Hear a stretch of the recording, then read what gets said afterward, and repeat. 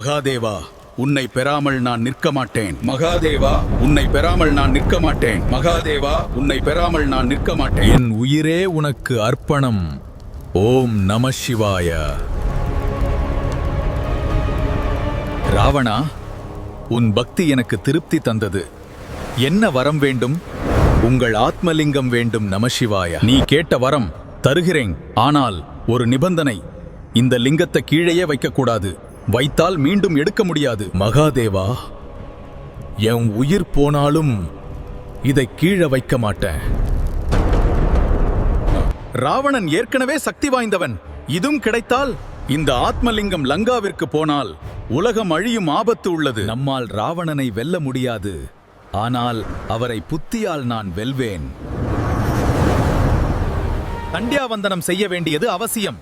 தம்பி, இத கவனமாக கையில் வைத்துக்கொள். தவறி கூட கீழே வைக்காதே. நான் 3 தடவை கூப்பிடுவேன். வரலன்னா கீழே வச்சிடுவேன். சரி சரி. 1 2 3.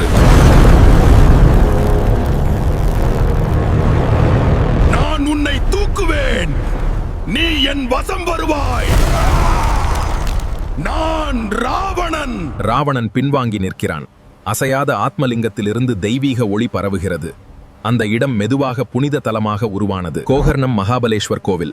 இது கர்நாடகாவின் 7 முக்தி ஸ்தலங்களில் ஒன்று. இந்த லிங்கத்தை தரிசித்தாலே பாபங்கள் நீங்கும், மோட்சம் கிடைக்கும் என்று நம்பிக்கை.